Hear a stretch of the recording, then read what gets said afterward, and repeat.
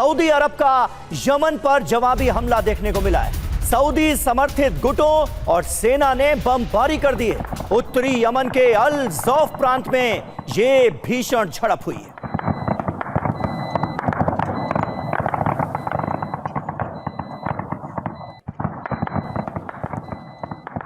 तो ये तस्वीरें आपको दिखा रहे हैं। सऊदी अरब ने यमन पर जवाबी हमला किया है क्योंकि यमन से हमले हो रहे थे। सऊदी अरब को निशाना बनाया जा रहा था। सऊदी समर्थित गुटों और सेना ने बमबारी की है।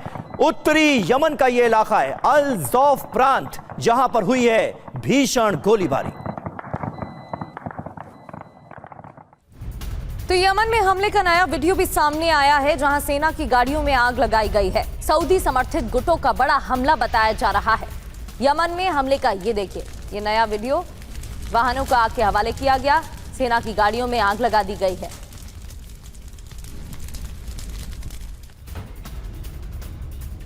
और वहीं सऊदी अरब के तेल ठिकानों पर हूती ने बड़ा हमला किया है। जीजान और यानबू की अरामको फैसिलिटीज को बनाया गया निशाना। ये देखिए आप तस्वीरें। नाकेबंदी के बदले नाकेबंदी जारी रखने का ऐलान कर दिया गया है। और हॉर्मुज़ स्ट्रेट के बाद बाब अल मंदेब में भी जंगी चिंगारी सुलगती हुई नजर आ रही है। सीधे तौर पर बाब अल मंदेब में नाकाबंदी करने की धमकी दी गई।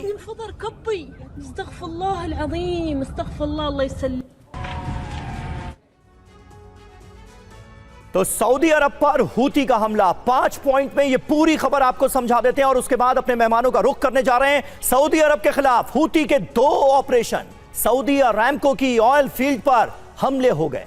जीजान और यम्बू की तेल सुविधाओं को किया गया टारगेट। मिसाइल ड्रोन से हूती की यह बहुत बड़ी स्ट्राइक थी। ऑयल फील्ड में धमाके के बाद आग लग गई, जिसकी तस्वीरें हमने आपको दिखाई। हूती का प्लान देखिए क्या है। समुद्री ब्लॉकेट के जवाब में हूती की नाकेबंदी। सऊदी अरब की चेतावनी सामने आई है। अब हूती और यमन का सर्वनाश तय है। खतरा क्या है? अब खाड़ी में महायुद्ध की आशंका बढ़ती नजर आ रही है। तो यमन और हूती एक तरफ और दूसरी तरफ सऊदी अरब। मेजर जनरल अश्विनी सिवाच हमारे साथ मौजूद हैं। सिवाच साहब, ये तनाव किस लेवल पर पहुंचता हुआ नजर आ रहा है? और ऐसा लग रहा है कि यमन और सऊदी अरब के बीच अब आर पार की जंग शुरू होने जा रही है। जिस तरह से बड़े हमलों को अंजाम दिया गया है, आसार तो यही लग रहे हैं। हाँ बिल्कुल, देखो समीर, बहुत ही नाजुक स्थिति है। ये भी सच है कि जो स्टेट ऑफ हॉर्मुज़ अभी बाय एंड लार्ज ब्लॉक है, जहाँ से 20% ऑयल जाता है, मगर अभी तक जो रेड सी का रूट था वो बाय एंड लार्ज खुला हुआ था और सऊदी अरेबिया काफ़ी ऑयल यानबू के थ्रू भेजता था रेड सी के पोर्ट से। मगर जब से अब रिलेशनशिप खराब हुए हैं, स्पेशली जब से सऊदी अरेबिया ने साना इंटरनेशनल एयरपोर्ट पे हमला किया था, इसके बाद जो ट्रूस हुआ था 2022 में, वो बिल्कुल ख़त्म हो गया और अब इनके बीच में आपस में काफ़ी हद तक लड़ाई स्टार्ट हो गई है। जो हूती रेबल्स हैं वो हमला कर रहे हैं सऊदी पे, जो कि जीजान और यानबू के पोर्ट्स और रिफाइनरी है, और इसी प्रकार से सऊदी अरेबिया भी पलटवार कर रहा है। सबसे इम्पोर्टेंट चीज़ क्या है कि जो रेड सी के अंदर जो एक प्रकार से बाब अल मंदेब है, वहां से 10 से 12% ऑयल जाता है, उसको बंद कर दिया है अब हूती रिबल ने, और ज़्यादातर ऑयल वहां से सऊदी का जाता था। अब हो क्या रहा है, 20% आपका स्टेट ऑफ हॉर्मुज़ में ब्लॉक हो गया और 10 से 12% अगर बाब अल मंदेब में हो जाता तो देखें कि कितना चोक हो जाएगी पूरे वर्ल्ड की जो आपकी एनर्जी सेक्टर है। तो ये सच्चाई है समीर, सिचुएशन नाजुक लग रही है।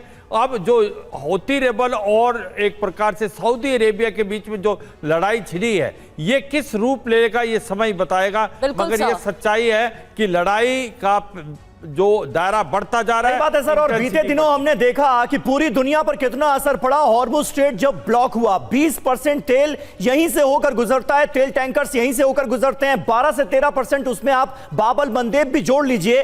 अगर ये रूट भी ब्लॉक हो गया तो इसका नतीजा क्या होगा? प्रगति, इसका अंदाजा हम सब लगा सकते हैं। बिल्कुल, और इसी वजह से खतरे को लेकर लगातार जो खबरें सामने आ रही हैं वो चिंता बढ़ा रही हैं। एक और खबर आपको बताते हैं, इराक की राजधानी बगदाद में हमला हुआ है। हमले के बाद अल मुतनब्बी स्ट्रीट पर आग लग गई। तो ये तस्वीरें भी आपको दिखा रहे हैं। एक तरफ एक तरफ तो सऊदी अरब और हूती में लगातार हमले की खबरें सामने आ रही हैं, जिस पर अभी हम चर्चा भी कर रहे थे, उसका असर क्या होगा। और दूसरी ओर इराक की राजधानी पर हमले की खबर। और वहीं इराक के सुलेमानिया में भी हमला हुआ है। धमाके की आवाज से दहले कई इलाके। ये आप तस्वीरें देखिए, रात के अंधेरे में किस तरह से बड़े हमलों को अंजाम दिया गया है। इराक का ये सुलेमानिया इलाका है जहां पर धमाके की आवाजें आप सुन सकते हैं। जमकर गोलीबारी हुई है वो साफ नजर आ रहा है।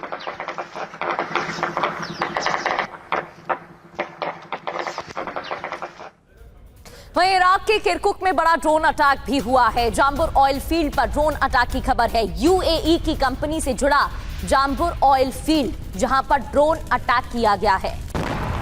तो इराक के किरकुक में बड़ा हमला, ड्रोन अटैक की तस्वीरें ये देखिए। भीषण आग भी लग गई यहां पर हमले के बाद। और ये जो कंपनी है यूएई की कंपनी से जुड़ा है जाम्बुर ऑयल फील्ड। दो तस्वीरें, अहम खबरें आपके सामने। इराक के किरकुक में बड़ा ड्रोन अटैक हुआ तो इराक के सुलेमानिया में भी हमला किया गया है, जिसकी तस्वीरें आपके सामने हैं। तो धमाके की आवाज से पूरा इलाका दहल उठा और यूएई की कंपनी से जुड़ा हुआ जाम्बुर ऑयल फील्ड बताया जा रहा है, जहां पर भी निशाना साधा गया है, जिसके बाद यहां आग लग गई।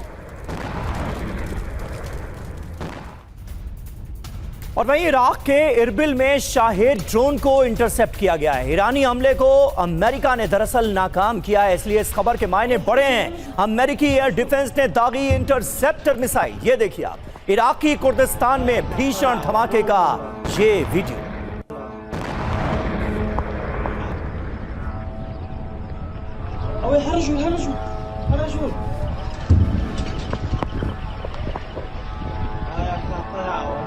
तो ये तस्वीरें आपको दिखा रहे हैं इराकी कुर्दिस्तान का ये पूरा इलाका है, जिसका आसमान इस वक्त आपकी स्क्रीन पर नजर आ रहा है। अमेरिकी एयर डिफेंस ने इंटरसेप्टर मिसाइलें दागकर इस शाहेद ड्रोन को कर दिया तबाह। वहीं अमेरिका को लेकर ईरानी सेना ने बहुत बड़ा दावा किया है कि इरबिल में अमेरिकी बेस पर हमला किया गया है। हमले में अमेरिकी इंफ्रास्ट्रक्चर को पूरी तरह से नष्ट किया गया है। तो ये बड़ी खबर आपको बता रहे हैं। अमेरिका को लेकर ईरानी सेना का बहुत बड़ा दावा। इरबिल में अमेरिकी बेस पर बड़े हमले की खबर। हमले में अमेरिकी इंफ्रास्ट्रक्चर पूरी तरह से नष्ट।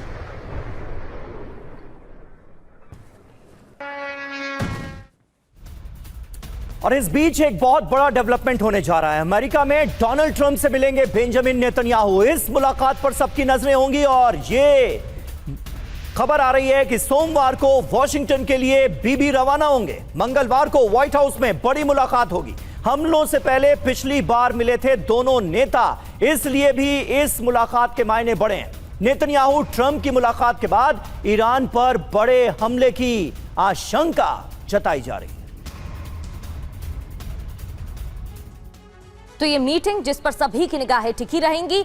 48 घंटे बाद महाविध्वंस ट्रंप नेतन्याहू की मीटिंग क्यों हो रही है, खबर क्या है, ये आपको बताते हैं। कल से नेतन्याहू का अमेरिका दौरा है और मंगलवार को ट्रंप से बैठक भी है। मीटिंग का एजेंडा क्या रहेगा? ईरान पर फिर हमले का प्लान तैयार हो सकता है। तेहरान पर विध्वंसक हमले भी इसके बाद संभव है। ईरान के टॉप लीडर पहला टारगेट होंगे। इजराइल का ब्लूप्रिंट क्या है, यह भी समझने की कोशिश करते हैं। युद्ध 3.0 का नया चरण शुरू होगा। खुफिया तरीके से सैन्य ऑपरेशन की शुरुआत। ट्रंप बेंजामिन में सीक्रेट करार हो सकते हैं। मुस्तबा के खात्मे का प्लान भी तैयार हो सकता है। डॉक्टर संदीप त्रिपाठी सर, इस मुलाकात के क्या मायने निकाले जा सकते हैं? क्या इस बैठक के बाद इजराइल को भी ग्रीन सिग्नल, डोनाल्ड ट्रंप की तरफ से बेंजामिन को ग्रीन सिग्नल मिल जाएगा? और क्या बूट्स ऑन ग्राउंड ऑपरेशन की भी शुरुआत हो सकती है?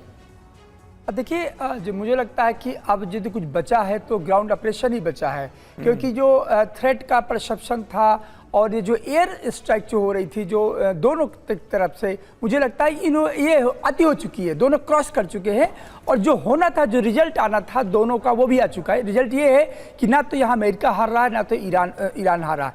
दोनों की जो एयर कैपेबिलिटी कहीं ना कहीं भिन्न भिन्न में है। कोई किसी को हराने के पोजीशन में नहीं है। अब ये बात आती है, जैसे भी आपने कहा कि जो ट्यूसडे को मीटिंग, मंगलवार को जो मीटिंग होने वाली है, उसके बाद रुख क्या होगा। आप याद कीजिए कि कुछ दिन पहले की ये चर्चा थी कि ईरान खुद तैयार कर रहा है ग्राउंड ऑपरेशन में, ये जो मिडिल ईस्ट के कंट्रीज है जहां पर इनके बेसिस बने हैं। तो अब क्योंकि अच्छी तरीके से तबाह किया, पूरी तरीके से आपने देखा कि जॉर्डन को ले लीजिए, कुवैत को ले लीजिए, बहरीन को ले लीजिए, जिस प्रकार से डिस्ट्रॉय किया गया है। अब ईरान को लगता था कि उसका अपर हैंड है, अब हम चलते ग्राउंड ऑपरेशन। तो ये पूरे युद्ध की जो अंतिम जो मुझे लगता है एक तस्वीर सामने आ रही है वो ये ग्राउंड ऑपरेशन की आ रही है। लेकिन मैं अभी एक न्यूज ये आ रही है कि अमेरिका में एक ऐसी मीटिंग हो रही है कि जो उसके सबसे बड़े डिप्लोमेटिक एडवाइजर हैं ट्रंप के, कुशनर और विटकॉफ, इन दोनों ने कहा कि अभी भी समय है कि हम डिप्लोमेटिक एंगेजमेंट करें, इकोनॉमिक जो वेपनाइजेशन करें, मिलिट्री एक्सपेंशन ना करें। ये एक आवाज, एक कॉर्नर की आवाज है, क्योंकि अमेरिका को एहसास हो चुका है कि उसके जो बेसिस है पूरी तरीके से तबाह कर दिया ईरान ने कुछ दिनों में। आप मिडिल ईस्ट को देख लीजिए। बिल्कुल तो सही बात है।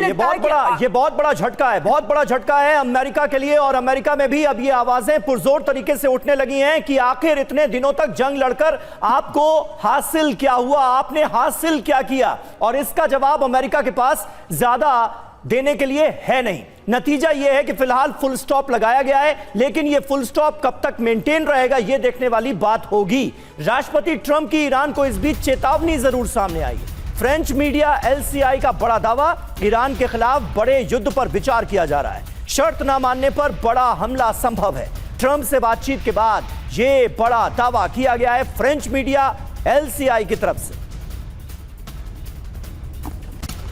तो ईरान से युद्ध में अमेरिका को भारी नुकसान की भी जानकारी है। अमेरिका से युद्ध पर IRGC ने बड़ा दावा किया है। 17 सर्विलांस और कॉम्बैट ड्रोन नष्ट किए गए। IRGC की तरफ से यह बड़ा दावा। यह भी कहा कि F-15 P-8 एयरक्राफ्ट तबाह किया गया है। C-17 और 8 रिफ्यूलिंग एयरक्राफ्ट भी तबाह किए गए हैं।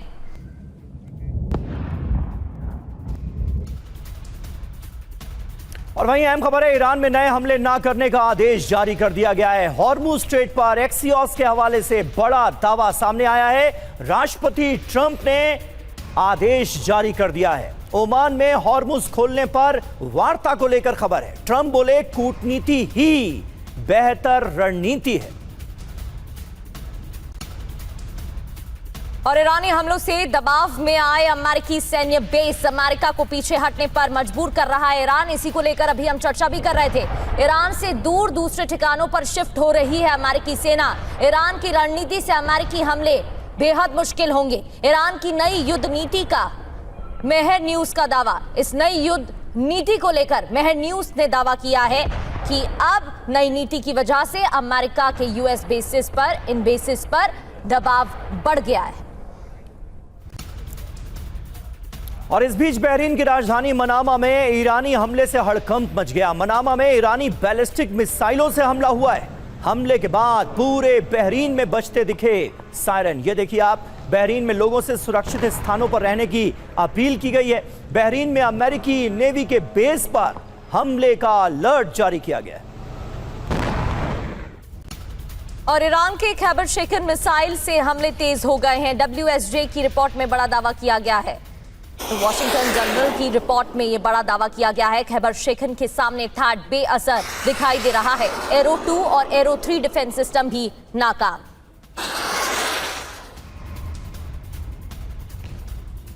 जी हां, ऑपरेशन खैबर शेखन 2 ईरान की नई रणनीति क्या है ये आप जरा समझिए। दरअसल अब ईरान की तरफ से यह तय किया जा रहा है कि अलग अलग रूट से अटैक किया जाएगा। ड्रोन के साथ डेडली कॉम्बिनेशन बनाया जाएगा। तेजी से दिशा बदलती है शेकन। IRGC का दावा क्या है इसे लेकर?